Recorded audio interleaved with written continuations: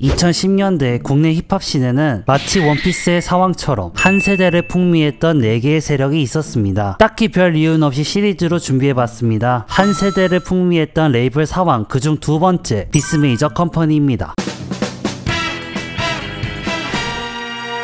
2011년 디플로우는 데드피와의 불화 후 10년 가까이 활동하던 빅딜 스쿼드를 탈퇴하고 우탄 등을 중심으로 비스 메이저 크루를 결성합니다. 이후 OD, TK 등의 아티스트들이 합류하면서 지금의 레이블을 형성할 기반이 만들어졌고 2013년에는 첫 컴필레이션 앨범인 런 BMC를 발표했습니다. 이 앨범을 제작하면서 새로운 아티스트들이 대거 합류하는데 이때 합류한 이들이 바로 덤밀스, 로우디가, 라키엘 등이었습니다. 그렇게 2014년 우탄, 디플로우, 로우디가 셋이 공동대표로 하여금 2월 28일에 비스 메이저 컴퍼니의 시작을 알렸고 같은 해 6월에 넉살이 합류하며 지금의 우리가 아는 비스 메이저 컴퍼니 레이블의 형태를 갖추게 되었습니다. 단순히 크루로 시작하였지만 점차 원활한 음악 활동을 이어나가기 위해서 이를 위한 지원 체계를 잡아가야 된다고 밝혔죠. 이후 다양한 앨범들과 단체곡이 나왔고 모두 괜찮은 반응을 이끌어내며 활동에 청신호가 켜지는 듯 했습니다. 특히나 작두나 악당 출연은 비스 메이저 그 자체를 상징하는 곡으로 알려져 있죠. 음악 외적으로는 넉살과 덤밀스가 힙합 플레이야 라디오에서 진행하는 황치와 넉치 프로그램을 기획하며 활약을 하고 있고 지상파 방송이나 쇼미더머니, 고등 래퍼 출연 등으로 활동 영역을 점차 넓히며 성장해가는 레이블이 되어갈 줄 알았습니다. 그들의 선택과 활동에서 생긴 비판들이 발목을 잡힌 것만 빼면 말이죠. 비스 메이저는 하이라이트 레코드와 마찬가지로 힙합 씬이 미디어를 통해 노출되는 것에 대한 비판적인 자세를 취해왔습니다. 비스 메이저의 수장인 디플로우는 일개 예능 프로그램이 한 장르의 유명 아티스트들의 이미지를 소비하는 방식에 불만이 있었고 대중적인 성공과 힙합 안에서의 성공을 구별지으며 쇼미 같은 대중적 미디어만이 힙합으로 성공하는 길이 아님을 증명한다고 밝힌 바 있습니다. 물론 디플로우의 개인 가치관이 레이블의 모든 이들을 대변하는 것은 아니지만 힙합 리스너들은 대체로 비스 메이저의 성향이 수장인 디플로우와 어느 정도는 일치한다고 생각했죠. 이런 노선을 밟아오던 디플로우와 비스 메이저는 갑자기 깜빡이도 안 켜고 핸들을 틀어버리는데 바로 2016년에 지상파 방송인 마이리틀 텔레비전에 출연한 것이죠. 불과 1년 전인 15년에 했던 인터뷰와 완전히 상반된 태도로 대중 앞에 나타난 비스 메이저는 이후 쇼미더머니와 고등 래퍼 등의 오디션 프로그램에 각각 참가자와 심사위원, MC 등으로 출연하며 그간 비스 메이저 컴퍼니를 기억하던 리스너들에게 적지 않은 충격을 주었습니다. 특히나 디플로우의 정규 3집이자 한국 힙합 역대급 명반 중 하나인 양화의 홍보 캐치프라이즈를 완전히 부정했기에 그에 따라오는 비판의 물결은 거셀 수밖에 없었죠. 나랑 비슷했던 친구들 중 몇몇은 TV에 나왔고 여길 떠나갔지 영영 대 같은 변명 어른이 된 거라고 넌 이제 길자격이 없어 여기 맴돌아도 난 거짓말을 했지 다음에 한잔해 역시 언제쯤 어디서 같은 건 안정해. 게다가 이 양화 앨범의 수록곡을 살펴보면 잘 어울려라는 곡에서 긱스와 매드클라운 등 언더그라운드를 벗어나 오버그라운드 및 미디어, 매체의 일찍 모습을 드러낸 래퍼들을 디스하기까지 했었습니다.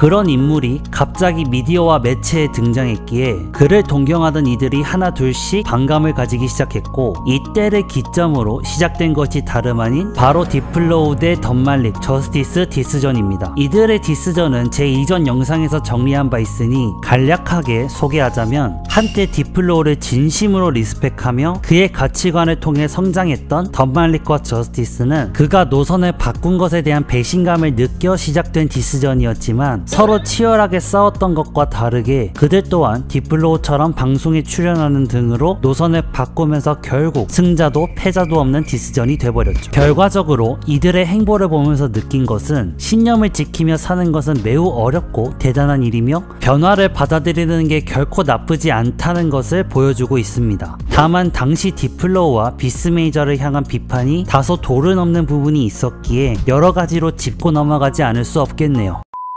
작년 5월 매우 흔치 않은 기회를 통해 디플로우님과 비스메이저 소속 아티스트인 QM님을 만나 뵙고 이야기를 나눌 수 있었습니다. 짧은 시간이었기에 많은 걸 들을 수는 없었지만 이전부터 제일 궁금했던 부분에 질의응답을 했는데, 제가 드린 질문은 양화 앨범에 잘 어울려라는 곡에서 긱스와 매드클라운 등을 디스한 것이 다이나믹 듀오, 리쌍 등의 오버그라운드에 활동하던 모든 래퍼들을 포함하며 겨냥한 디스인가 였습니다. 이 부분에서 디플로우님은 명확하게 선을 그으며 오버그라운드 래퍼 전체를 겨냥한 것이 아닌 언급을 했던 그들과 힙합의 방식으로 랩 배틀을 해보고 싶었다는 답변을 들었죠. 해당 답변으로 명확해진 부분은 디스 이후 본래 의도와는 달리 즉각적인 대응이 나오지 않았기에 언더그라운드를 대표하는 그의 이미지로 봐서 마치 오버그라운드 전체를 적으로 돌리는 듯한 다소 왜곡된 인상을 주게 되었고, 그렇게 이런저런 오해가 쌓이면서 노선을 바꾼 것에 지나치게 큰 이미지 타격을 입었다 볼 수 있었습니다. 특히 릴보이와의 관계가 두드러지는데, 단순히 랩 배틀을 시작하기 위한 디스였음에도 의도치 않게 릴보이의 앨범을 함께 작업했던 지인이 디플로우의 뮤비에 출연한 것을 보고 우울증에 걸렸다는 것이 과장되고 부풀려지면서 디플로우와 비스메이저 레이블이 릴보이를 왕따시킨 것처럼 묘사되고 말았죠. 허나 잘 어울려라는 곡을 살펴보면 릴보이만 디스하지 않았다는 점, 그리고 비난이나 비프의 방식이 아닌 그저 랩 게임을 시작하기 위한 디스였다는 점에서 어느 정도 참작의 여지가 있긴 하지만, 자신을 디스한 곡에 릴보이의 지인을 출연시킨 것이 의도치 않게 큰 상처를 남겼다는 것에 대해서는 그 누구도 예상하지 못했던 사건이었습니다. 힙합이라는 문화가 더 이상 아티스트들만의 문화가 아닌 대중들에게 노출되어 도마 위로 올라간 순간부터 여러 방면의 해석과 곡해, 의미부여가 생기기에 이러한 부분을 미처 고려하지 못한 채로 래퍼 대 래퍼의 디스로만 생각했던 디플로우의 실수라고도 할 수 있겠죠. 그리고 변절이라는 비난을 감수해서라도 그가 직접 미디어의 모습을 드러내기로 결심한 이유는 개인적인 사리사욕이 아닌 어디까지나 비스메이저를 위해서였습니다. 회사를 운영하고 앨범을 제작하기 위해서 돈이 필요했던 그에게 남은 선택지가 바로 방송 출연밖에 없었다고 하며, 이러한 행적으로 인해 자신을 우상화했던 아티스트들과 팬들의 비판은 겸허히 인정하는 태도를 보여주었죠. 물론 다른 비스메이저의 소속 아티스트들도 방송 출연을 여러 번 했는데, 우타는 쇼미2, 넉살은 쇼미2와 6에, 덤밀스는 쇼미10에, 비교적 최근에 합류했던 로스는 쇼미11에서 모습을 비추었죠. 또한 넉살은 진행자로, 디플로우가 심사위원으로 출연했던 고등래퍼2의 인연으로 준우승자 출신인 로안을 영입할 수 있었습니다. 물론 미디어를 통해 노출되는 힙합은 자극적이고 왜곡될 여지는 있겠지만 확실하게 이득이 되는 부분도 있다는 점에서 비스메이저가 그 부분을 적극 활용하기 시작했다는 것이기도 하죠. 노선을 바꿨다고 해서 그들이 음악을 게을리하는 가 하면 그것도 아닙니다. 디플로우는 노선을 바꾼 것에 대한 본인의 태도와 가치관을 정리하는 과정을 정규 4집 파운더에 담아냈고, 넉살 또한 여러 방송을 병행하면서 정규 2집 1Q87을 발매했으며, 그 밖에 볼링 프로젝트라는 신인 아티스트들을 발굴해내서 앨범 발매 지원을 기획하는 등으로 기여를 해왔죠. 하지만 이러한 활동에도 비스메이저 컴퍼니는 23년 1월 1일에 공식적으로 해체 소식을 알렸습니다.